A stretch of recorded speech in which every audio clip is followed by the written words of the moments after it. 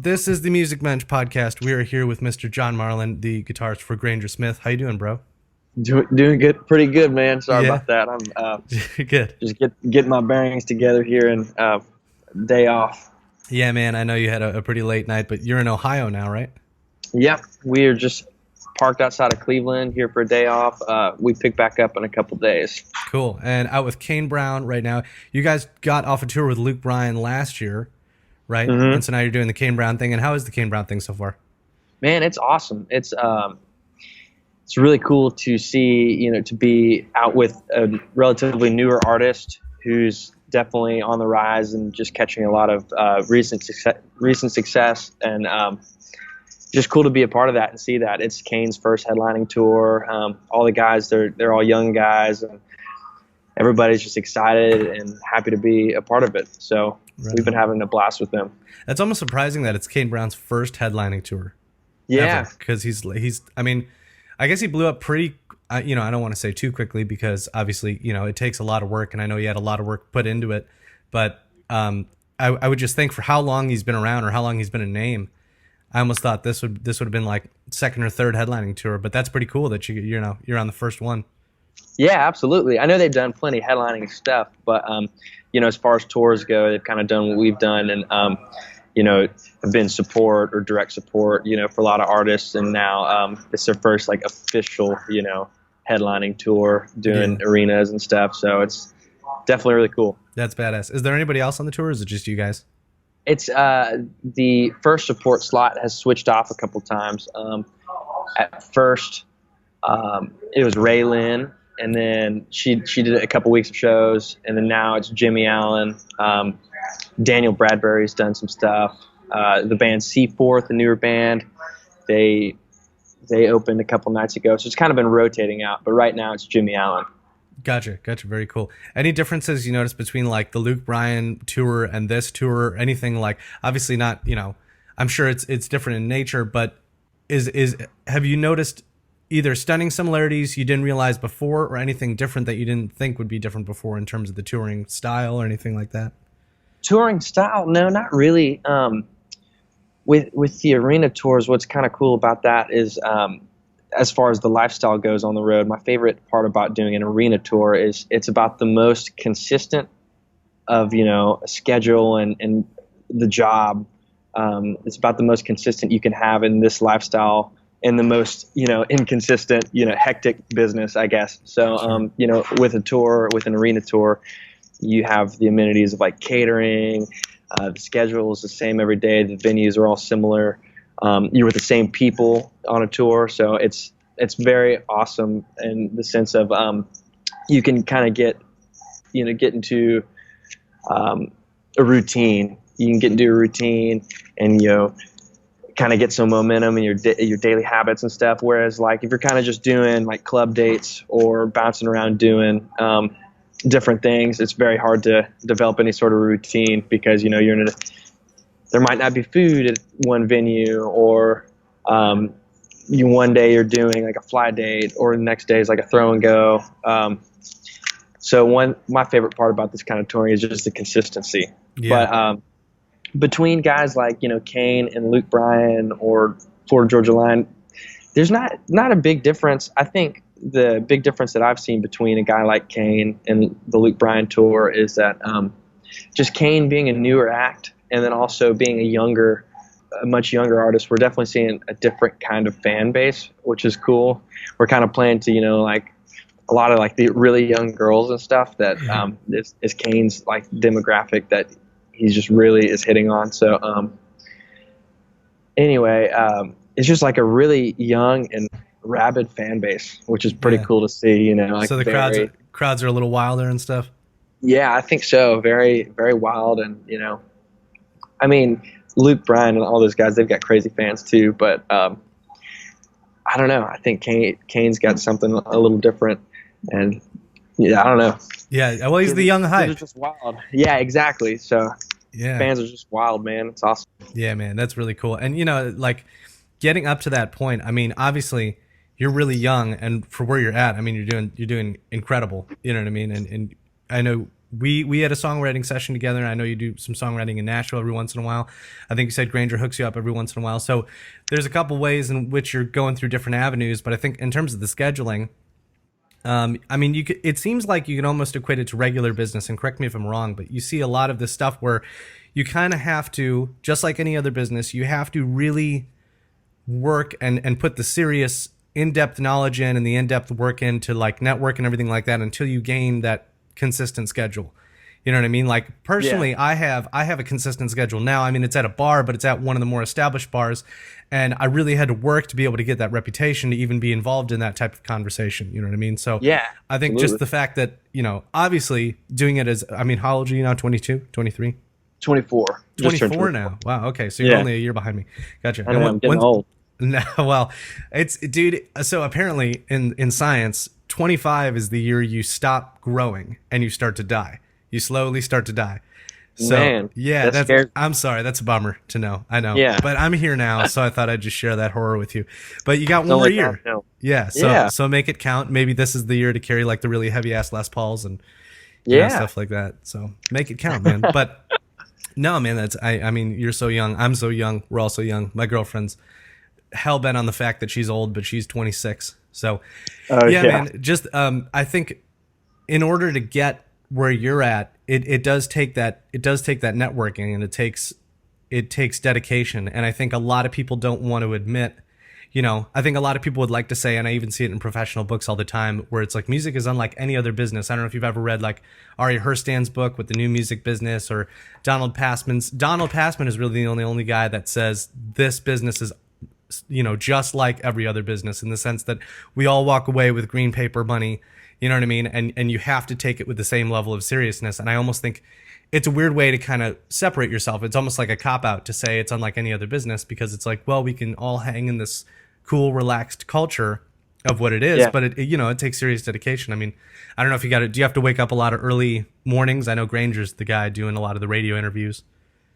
Yeah, Granger, as far as you know, him being the artist, he has to tackle all that sort of stuff that comes along with being the artist, as far as radio interviews or radio station visits, or just a lot of things like that. Us being the musicians in the band on the road, we definitely have less responsibility, which is very nice. But you know, it's very easy to fall into the trap of like having too much time and not really taking advantage of it. So I was trying, you know, me and all the other guys trying to be conscious of our time and, you know, practice or be useful or work on whatever we're working on the side. So yeah, and you're like a personal growth freak too. I mean, you're listening to a lot of podcasts, you're checking out a lot of different books. So yeah, I know that shit's on your radar, dude. I have not gotten. I got like 2 books in front of the Atomic Habits book, so I got to get back into that, and I got to make sure I read that so I can get it back to you.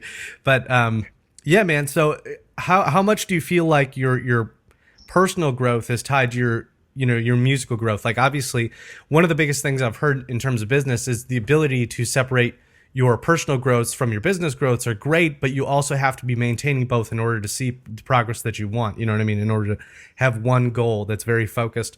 So how do you feel that, well, number one, how do you maintain your personal growths on the road? And number two, how do you feel that ties in with your business growths?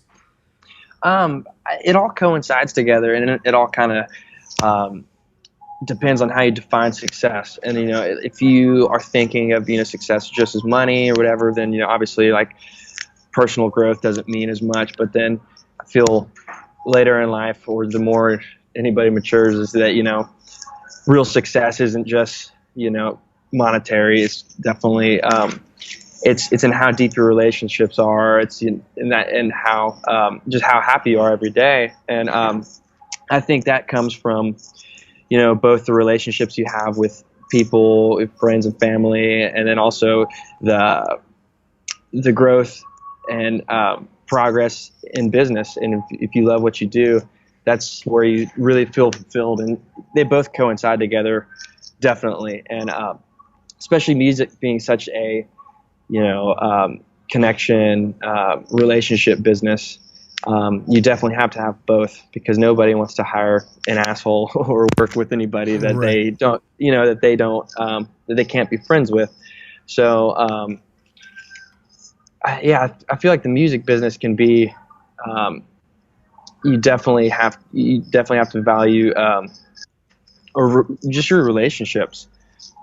Just really take into account, being a good person and being able to be friends with all the people you work with all the time, because it depends what you do in the music business. But in my line of work of being on the road, um, me and all the people I work with, we live together, so we got to be happy, Yeah. happy and enjoy our company, or else it would make our jobs a nightmare. So I think you definitely have to value both, because you can't really have, I don't know, in order to be successful in my vision, I guess you have to be you have to value both the personal growth and business as well. They both coincide. Yeah. Now, what's the longest you've been out on the road so far in terms of like the actual just being out before you get to come back home? Because I know you guys do a lot of weekends, but have you been out for several months at a time? Yeah, it always seems summer's our busiest time. Luckily, for the most part, with country touring, um, it's a little bit different from the rock or maybe pop world too, to where I know in the rock world, it's one specific tour. They go out for a month and a half or something. Then they go back home, they're off, and then they're out again for another month or even 2 months. With country, we're kind of always touring, and we play just about every weekend. Typically, always Thursday, Friday, Saturday. With exceptions here and there, we'll take a weekend off. But for the most part, my schedule on the road, or for work, is that I'm home Sunday, Monday, Tuesday, sometimes Wednesday, and then we'll leave, go out on the road. It's about split half and half. But towards the summer, that's whenever a lot more dates fill in the gaps, and you're out for longer stretches. And I think the longest that I've been out, a couple years ago, I remember we had this really busy summer. I think it was summer of 2016, to where we were all gone practically about 3 months straight, and I might have gone home 3 or 4 days in between there, but we were gone just about 75 to 90 days, something like that. Yeah. But luckily, and that's fun to do, and it's fun to see. I'm glad to say that I've done that, but I really enjoy just the gone for 4 or 5 days, kind of back home for a little bit, gone for a few, and then back. Anything past 2 weeks, I think I get a little, I don't know, gets a little stir hectic. crazy. Yeah, exactly. Yeah. So 2 weeks is your breaking point. So how, obviously 4 months, I mean, you're talking about 16 weeks there. So how exactly do you stay sane? I mean, obviously the personal growth thing helps, you know what I mean? Sticking to a schedule. But what's your mantra? What keeps you, after that 2 weeks, you go, okay, I still have a shitload of time out here. So how am I gonna stay? How am I not gonna fight with my brothers? How am I gonna ensure that I'm sane when I come back home to my kid? Everything like that. Yeah. Oh man, everybody values their privacy and respects each other's privacy. So as much as you can, I guess, living on a bus with sharing it with 9 other guys. So that being said, we all kind of go off and do our own thing, and are able to kind of give each other as much privacy as possible, I guess. But I don't know, man. I think just having stuff to keep you occupied, whether that's books to read, whether I know people that they do online college on the road, which is something that I would actually like to do. Mm-hmm. But watching movies, I don't know, just trying to keep yourself kind of occupied. And as long as I have something that I'm working on, which I mean, very rarely do I not have something I'm working on. That's what keeps me occupied and keeps me busy and helps me pass the time. Is just working towards something, Yeah. Yeah. I mean, and that can be anything, I guess. But, yeah. I mean, and you're definitely that type of guy. I think a lot of the people who are driven, like you are, like a lot of musicians, obviously with personal growth and business growth in mind, you have to be constantly moving forward. My mom's involved in something. She's going into real estate now, and she's involved in this one dude's thing. Yeah, she's involved in this one dude's videos, and I think his company is called Shorten the Gap, and he basically talks about the biggest thing that a lot of people, the biggest pattern that he sees through these types of people is the fact that they have to constantly be moving towards something. You know what I mean? Absolutely. And that gets them somewhere. You know, it just depends how focused you are and how much you want to intensify that to be able to do that. That being said, you kind of still have to have all those building blocks. So I think, yeah, it'd be safe to say, and, you know, correct me if I'm wrong, that when you're out on the road, you basically have to take, okay, what's my ideal living situation? You know, so let's take all the things I need in order to live, and let's find out what building blocks on the road have been stripped from me. You know what I mean? Whether it be entertainment or whatever, what types of things are stripped from me when I go out on the road, and how do I factor those into my life on the road, essentially? So things like privacy, entertainment, you know, those types of things you have to basically rebuild back into your life out on the road. Agreed. You know? Okay, so that type of thing, you know, that keeps you sane. That's great. It's fantastic. That's cool, man. So, obviously, you're doing the Granger stuff, and you're out with Kane Brown. And what type of other stuff personally? I know you're doing a lot of songwriting. What are your other goals that you want to get into? Man, my goals musically. So I've done a lot of songwriting and recording, just collaborating with other people, which is great. I love doing that.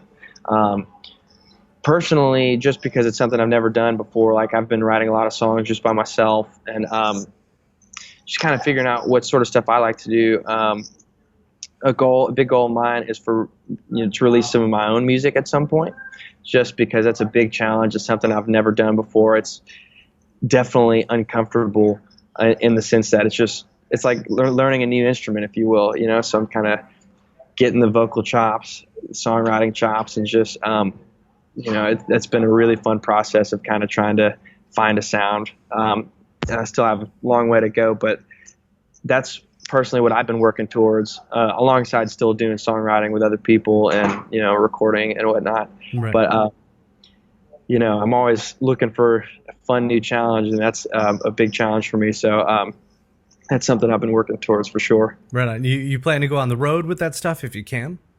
Oh, I have no idea, man. I definitely would love to do some shows, but just kind of figuring it out, taking it one step at a time right now. We'll see where it leads. Yeah, man, that's cool. Yeah, man. So, I mean, obviously that's great. Like tons of growth and like tons of areas where you can expand. What would be the one thing you would say in terms of your, kind of going through this whole process? Because obviously you've been through a lot since you've been a guitar player in a very short amount of time, I would say. At least in terms of the broad span of life. I mean, you're going to be dying by next year, so I guess technically your life is over. But what would you say is one of the biggest things that you've learned that you can kind of take away, or that you feel like a lot of people your age don't really get to experience as musicians? Take away of just from my experience. Yeah, whether it be a lesson you've learned, or whether it be something that you realized you needed to work towards in order to maintain your goals, anything like that. Man, that's a tough question. There's so much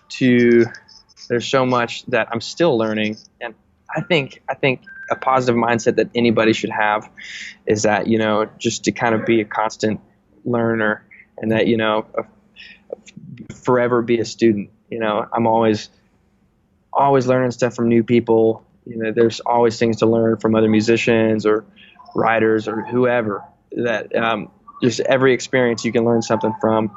And there's also always going to be people that are much better than you that you can learn from, which is super humbling, especially whenever you start doing, playing with higher caliber people.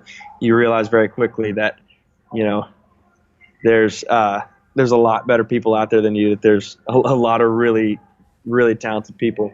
I mean, that's probably my biggest takeaway, is that just you can always keep learning and just always keep growing and try and just fall in love with the process, because I don't think success is a destination. It's, just a constant growth and just striving towards just getting better and just falling in love with the process, because, if your goal is to get a gig or a certain level gig or whatever more concrete goal you have, you kind of think in your head that once I get to that goal, once I achieve this, like then I'll be happy. And then you get to that point, then you'll realize really quickly that, you're still not fulfilled, or that, you kind of want to do more.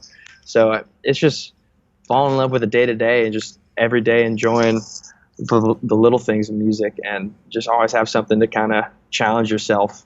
And Right. that's where I really fall in love with it, is just, all these simple challenges.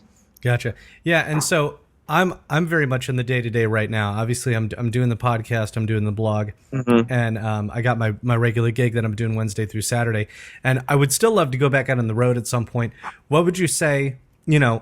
Obviously with the day to day, I have my own ways for coping with the day to day, because in a sense, day to day it can get very hectic, it can get disorganized. You know what I mean? One of the biggest things is, which is kind of like an oxymoron, is the two biggest things I have to know are how to stay organized and how to stay calm when it becomes disorganized. So it's like, what would you say, is your aid or your mindset in terms of, let's say you hit a day where you're like, man, this is really difficult just keeping up the schedule and everything like that. What would you say is kind of your way of getting through that?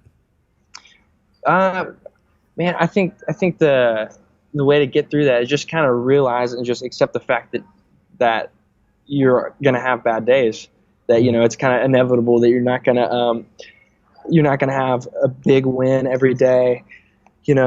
But if every day you can just show up and put a little effort in and just keep moving, whether some days you're gonna move really far towards your goal and whatever it is and accomplish a lot. Some days like you feel like you didn't move at all, you just moved maybe an inch or something. Yeah. So it's just showing up and coming to terms with the fact that you're not going to be perfect all the time.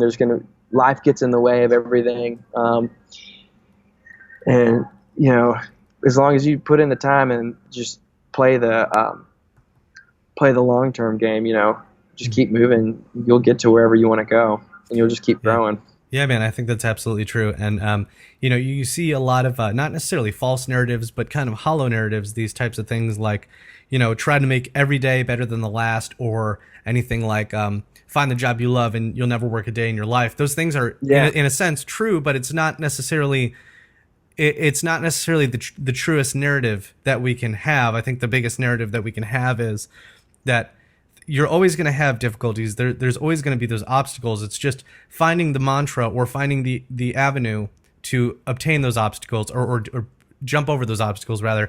And, I always looked at it, and I think my parents taught me this, was the kind of thing where it's like, there's 1,000 ways to make money. There's 1,000 ways to build relationships. There's 1,000 ways to do whatever you want to do. You just have to pick the avenue that you're going to be able to stay consistent.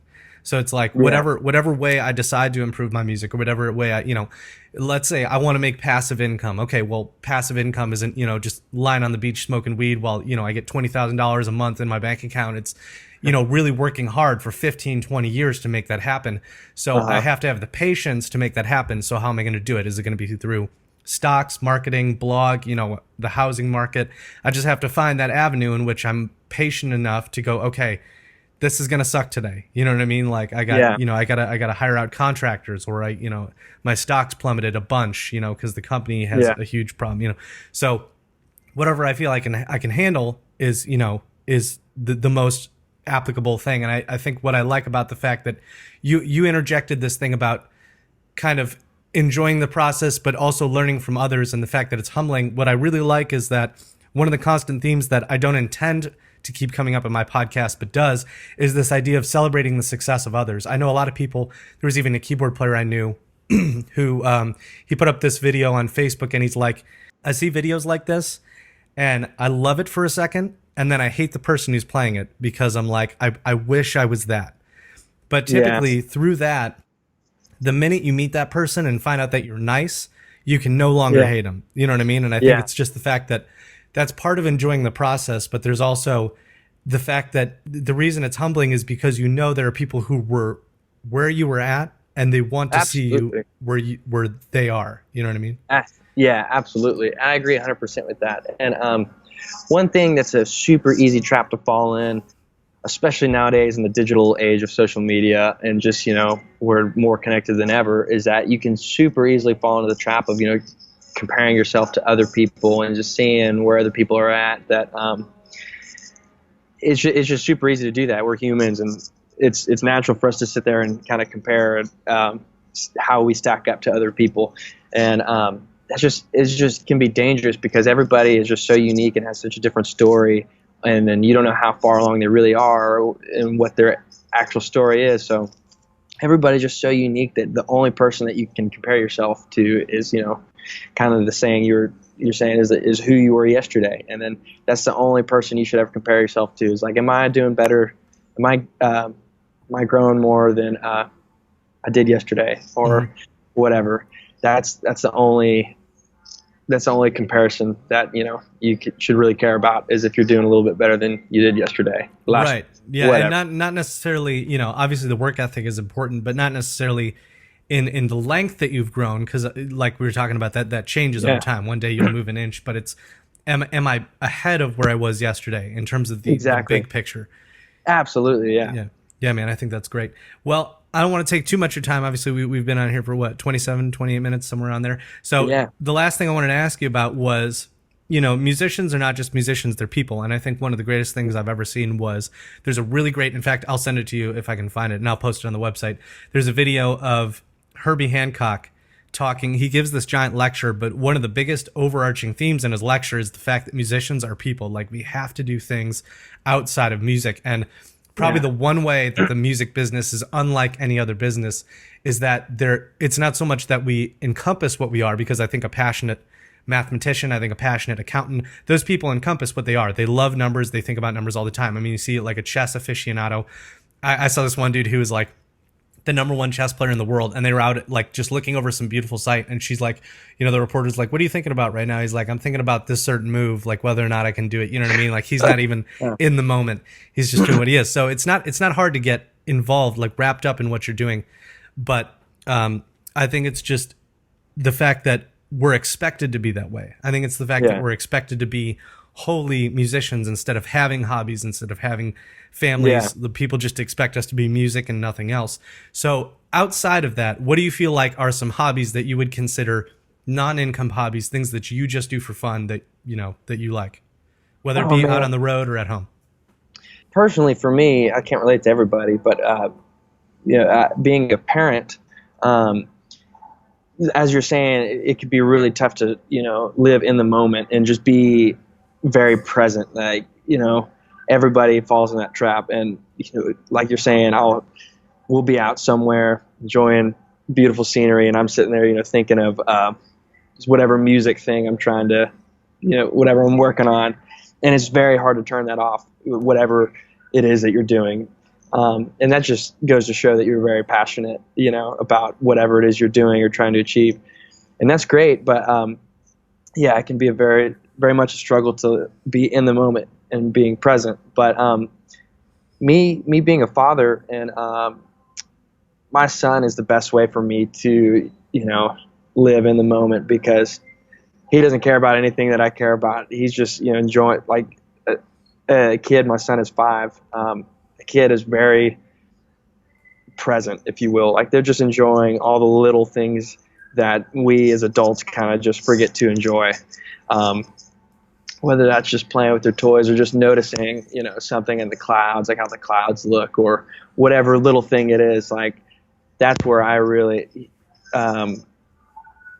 live in the moment, is just, and kind of turn everything else off, is just, being at home with my son. But obviously I can't relate to I can only relate to the parents out there for that. But hobby wise, I don't know, man. I don't feel like I have many hobbies, but I love just enjoying, whether it be a TV show or cooking or reading, like the personal growth stuff is awesome, or just reading, a fiction book.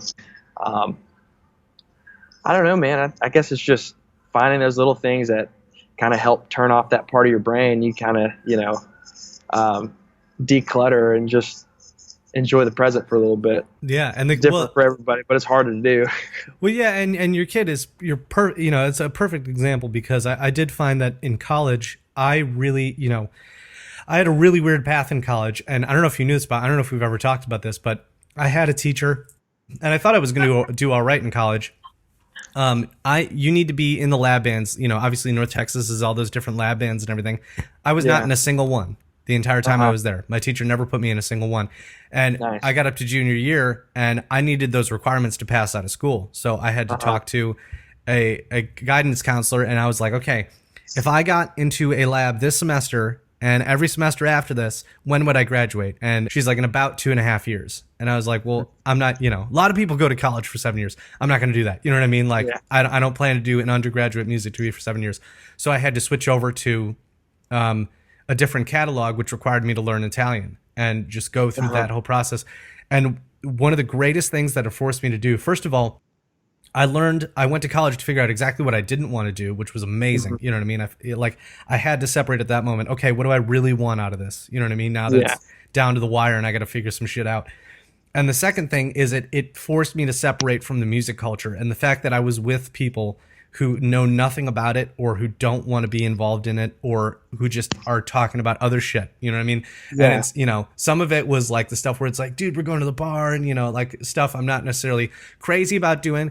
And then there would be other topics where I'd be like, shit, I never thought about that. Or just Italian itself, So that's now one of my biggest personal hobbies, something I don't plan to make money on, is learning languages, you know what I mean? And getting involved in that. That's awesome. Yeah. And it's just part of that growth where eventually you learn, like, the music culture is great, but I cannot live only this life. I have to be able to move. I have to be able to adapt, and that's part of networking. I mean, it plays into your money making life. It plays into your musical life and everything like that. So I can absolutely relate to that, man. I think that's great, and I think that's fantastic that you have somebody to share your life with. I mean, you got so much to learn from your kid. Your kid has so much to learn from you, and not only will, I'm sure he's going to pick up a guitar and fucking rock the world one day. Maybe, if he decides to be an entertainment lawyer, whatever he decides to be, I'm sure he'll be great at it. But I really appreciate that fact, and I know all those values that you have are going to be impressed upon your kid, which is fantastic. I hope so. Yeah, man. So, well, that's great. I don't want to take too much of your time. I know you got stuff to do today, but thank you so much for doing this interview. I know it's the second one we've done. Anytime, man. Anytime. Yeah, we typically cover a lot of topics, so it's always great having you on. And I'll throw, for the listeners out there, all the information on John and what he's doing is going to be on musicbench.com. You'll be able to see this on YouTube. Subscribe to the podcast on Apple Podcasts, Spotify, basically everywhere but SoundCloud, because SoundCloud costs money. And we'll be sure to put up as many clips as we possibly can of the stuff, just so people can gain the knowledge of the John Marlin. The John Marlin. Yeah, man. All right, brother. Well, I appreciate it so much. Thank you. And we'll talk to you next time. Take care, my man. See you later. See you later.